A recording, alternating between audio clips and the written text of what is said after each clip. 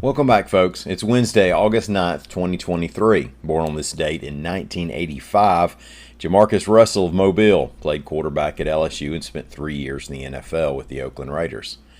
Now let's hit the crime beat. We have some updates on that Montgomery riverfront brawl and an alleged murder plot. And then we'll have some reaction to Donald Trump's I-65 campaign promise. My name's Ike Morgan, and we're down in Alabama.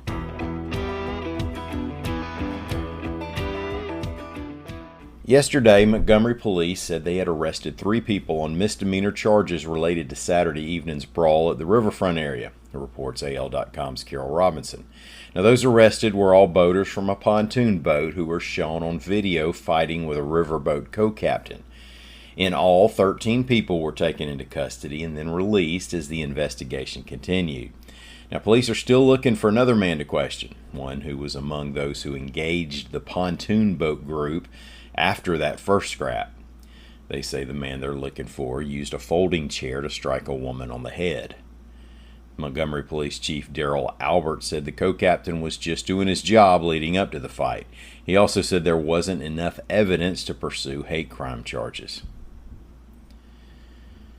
The Dothan woman accused of planning to kill her husband is in the process of bonding out of the Bahamian prison she's in, reports AL.com's Carol Robinson.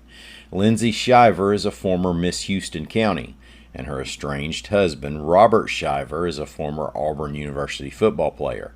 They were married in 2010, have 3 children, and had been living in Thomasville, Georgia. The couple, which has a vacation home in the Bahamas, filed for divorce this year. Court papers show him accusing her of adultery and her accusing him of abuse.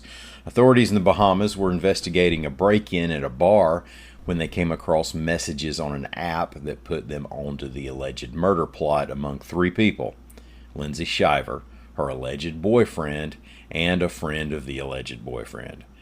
Now, she's in the process of meeting her $100,000 bond posted by her parents after her husband did not object.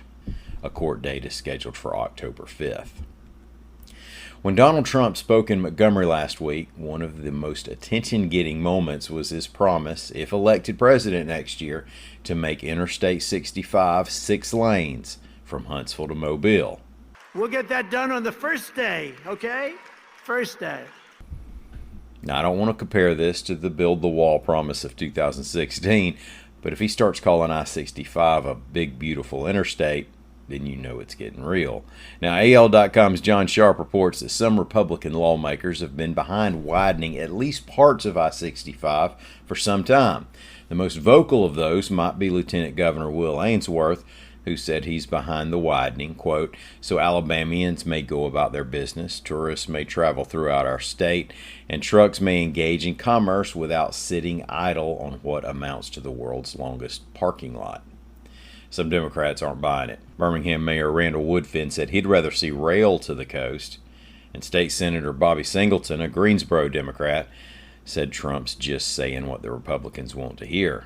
Governor Kay Ivey, meanwhile, has made a priority out of another project, expanding US 43 from Thomasville to Tuscaloosa.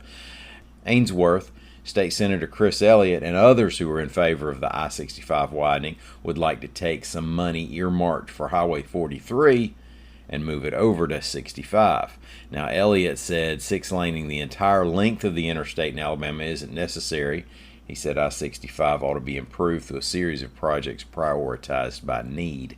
The governor's office, regarding Trump's promise, issued a statement that read, Governor Ivey and Alabama always welcome any federal support of our important infrastructure projects.